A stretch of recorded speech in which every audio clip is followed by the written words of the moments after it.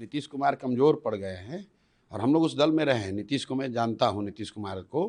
अगर इस तरह का आरोप लगा होता, नीतीश कुमार अपने प्राइम में होते तो अब तक उस मिनिस्टर को सैक कर दिया होता। कि अशोक चौधरी जी को जवाब देना चाहिए। सम्राट चौधरी को सीधी बात हम ये पूछ रहे हैं कि भाई आपने मैट्रिक का एग्जाम कब पास किया? सर, आपने जो आरोप लगाए बिहार के एनडीए के नेताओं के ऊपर, उसके बाद बिहार के राजनीतिक गलियारों में फुसफुसाहट है। एनडीए के कुछ लीडर्स, नीरज सिंह जो हैं जदयू के, वो एमएलसी भी हैं, उन्होंने कहा है कि जिनके ऊपर आरोप लगे हैं उनको सामने से आके जवाब देना चाहिए। देखिए, ये जदयू एज ए दल का कैरेक्टर दिखाता है कि कम से कम अभी उनकी जो चेतना है वो मरी नहीं है। नीतीश कुमार कमज़ोर पड़ गए हैं और हम लोग उस दल में रहे हैं। नीतीश को मैं जानता हूं, नीतीश कुमार को। अगर इस तरह का आरोप लगा होता, नीतीश कुमार अपने प्राइम में होते तो अब तक उस मिनिस्टर को सैक कर दिया होता। लेकिन दल का डीएनए जो है, कम से कम उसमें इतना उनके आंख में लाज शर्म बचा हुआ है। कल नीरज जी ने जो कहा है कि भाई जिन पर आरोप लगा है ये नीतीश कुमार का दल है, इसमें आरोप लगता है तो लोगों को आकर जवाब देना पड़ता है। तो मैं उस बात का स्वागत करता हूं कि उस दल के मुख्य प्रवक्ता ने दल के नेतृत्व के सहमति से ही कहा होगा कि अशोक चौधरी जी को जवाब देना चाहिए और उनको इधर उधर की बात नहीं करनी चाहिए। किशोर कुणाल जी, ट्रस्ट, भाई इल्जाम आप पर लगा है। सीधी बात है, आपने बेनामी संपत्ति अपने पीए के नाम पर खरीदा, उस संपत्ति को फिर वापस अपने बेटी के नाम पर ट्रांसफर किया, उसका पूरा प्रमाण दस्तावेज हमने पब्लिक डोमेन में रखा है। अगर वो गलत है तो आके बता दो गलत है। तो कह रही है कोई आरोप में दम नहीं है। ठीक है, उनकी तो बात है। आरोप अशोक चौधरी पर है। जवाब संभवी चौधरी दे रहे हैं, अनीता कुणाल दे रहे हैं, उन पर आरोप नहीं है। पत्र, आप तो प्रेस कॉन्फ्रेंस में थे जी। हमने कहा कि एक बहुत बड़ी मात्रा में प्रॉपर्टी जो खरीदी गई है वो एक ट्रस्ट के माध्यम से खरीदी गई है। ट्रस्ट को चलाने वाले जो लोग हैं, खासकर जियालाल आर्य, वो बहुत ईमानदार व्यक्ति हैं। उनकी रेपुटेशन है बिहार में, वो बहुत ईमानदार व्यक्ति हैं। तो मैंने ये कहा कि सर आप लोग देख लीजिए कि आपके ट्रस्ट के नाम पर भी ये प्रॉपर्टी जो खरीदी जा रही है, ये पैसे कहाँ से आ रहे हैं। ये उनको कहा, उन पर इल्जाम नहीं है। इल्जाम सीधा अशोक चौधरी पर है। 200 करोड़ रुपए से ज़्यादा की प्रॉपर्टी इन्होंने पिछले 2-3 साल में मंत्री रहते खरीदा है। मैंने प्रॉपर्टी का डिटेल दिया है, ट्रांजैक्शन बताया है, ये बताया है कि 2019 में आपने एक जो पूरा एग्जाम्पल केस के तौर पर दिया है कि 23 कट्ठे ज़मीन आपने खरीदी अपने पीए के नाम पर, योगेश्वर दत्त के नाम पर, उसको 2 साल के बाद अपने बेटी के नाम पर ट्रांसफ़र कराया बिना पैसा दिए हुए। पैसा बैंक से जो ट्रांजैक्शन हुआ है वो 10 लाख रुपए हुआ है, जो रजिस्ट्री ऑफिस में लिखा गया है वो 34 लाख रुपए है। उसके बाद इनकम टैक्स का इनको नोटिस आया है। इनकम टैक्स ने ये कहा कि भाई 34 लाख की प्रॉपर्टी के अगेंस्ट में आप 10 लाख रुपए कैसे ट्रांजैक्शन किया है। तो उसके 4 बरस के बाद 2025 में इन्होंने 25 लाख रुपया अपने बैंक से फिर ट्रांसफर कराया है योगेश्वर दत्त के नाम पर। वो सारा बैंकिंग डिटेल मैंने जारी किया है।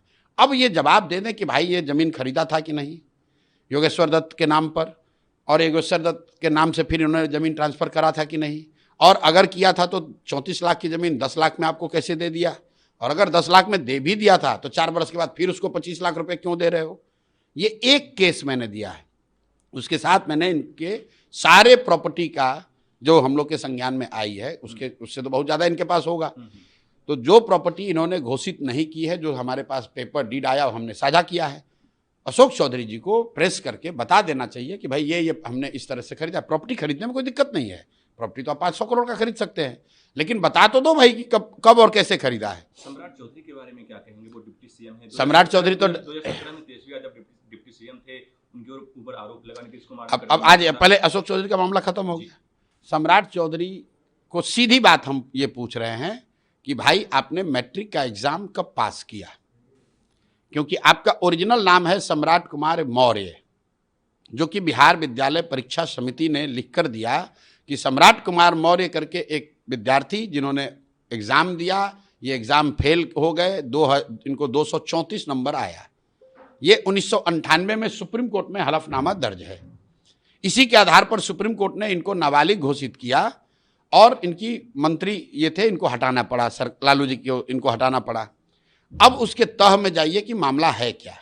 मामला ये है कि वहाँ पर एक कांग्रेस के पुराने नेता होते थे सदानंद सिंह, उनकी हत्या हो गई, 6 लोगों के साथ हत्या हुई और उसमें सम्राट तब के सम्राट कुमार मौर्य नामजद अभियुक्त थे और हम लोग की जानकारी के मुताबिक जेल में थे। 6 महीना इनको जेल में थे। इनको जेल से निकालने के लिए जो डॉक्यूमेंट दिए गए उसमें कहा गया कि ये नाबालिग है, इसलिए इनको छोड़ा गया। जिन लोगों ने इनकी मदद की या इनके पिताजी या इनके जो भी घर के लोग इन्होंने मदद की होगी, उनको पता नहीं होगा कि ये चीज़ बाहर निकलेगा। यही नाबालिग होने का सर्टिफिकेट देकर जो आप मर्डर के केस से बाहर निकले थे, उसी का इस्तेमाल इनके विपक्षियों ने, इनके विरोधियों ने किया और इनकी मंत्री परिषद चली गई। अब मैं ये कह रहा हूं कि भाई पहले आप ये बताओ कि आप उसमें नामजद अभियुक्त थे कि नहीं थे।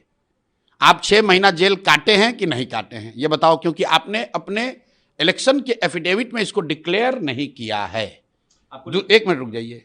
दूसरी बात जो सम्राट चौधरी पर हमने कही, उन्होंने अपने इलेक्शन एफिडेविट में लिखा है कि उन्होंने ग्रेजुएशन किया है कामराज यूनिवर्सिटी से और उन्होंने डॉक्टरेट किया है यूनिवर्सिटी ऑफ कैलिफोर्निया से।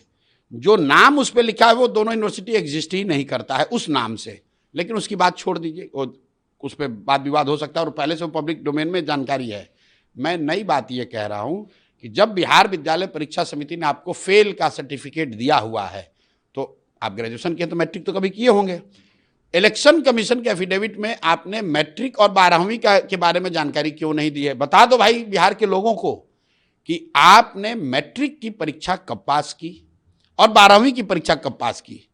आप ग्रेजुएशन कर लिए, आप डॉक्टरेट हो गए, यूनिवर्सिटी ऑफ कैलिफोर्निया से पढ़ लिए, वो सब तो बात समझ में आ रही है। इलेक्शन कमीशन और बिहार की जनता से झूठ बोल रहे हैं भाई। इलेक्शन कमीशन को बोल ही नहीं रहे हैं और इसलिए इस बार अगर वो चुनाव लड़ेंगे तो तैयार हो जाए। जब वो डालेंगे तो हम लोग उसको ऑब्जेक्ट करेंगे कि भाई इनसे पूछा जाए कि 10th के किए बगैर आप ग्रेजुएशन कैसे कर लीजिएगा। लगता है सर कि नीतीश कुमार को, जेडीयू के बड़े नेताओं को जो अब ये बताइए कि हमने ये बात जानकारी रखी पब्लिक डोमेन में, तो क्या उसके बाद सम्राट चौधरी ने उसका जवाब दिया?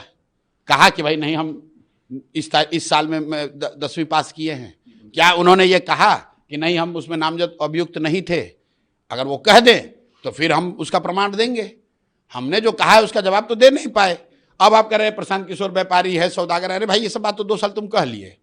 तुमको जो बात कही जा रही है, आपके लिए जो बात कही जा रही है, उस बात का सीधा जवाब दीजिए। अगर बिहार का कोई बच्चा क्लर्क भी बनना चाहता है, सिपाही भी बनना चाहता है, तो उसको अपना एजुकेशनल सर्टिफिकेट तो देना पड़ता है। आपने नहीं, अगर आप नहीं पढ़े हैं तो लिख दीजिए नहीं पढ़े लिखे हैं। आपने 2010 में अपने एफिडेविट में लिखा मैं 7th पास हूं, उनके इलेक्शन कमीशन के एफिडेविट में लिखा हुआ है। उसके बाद अगले एफिडेविट में लिख दिया कि हम डॉक्टरेट हैं यूनिवर्सिटी ऑफ कैलिफोर्निया से। तो हम ये समझने की कोशिश कर रहे हैं कि भाई 98 के बाद किस साल में आप मैट्रिक पास कर गए वो बता दो भाई, यही तो पूछ रहे हैं।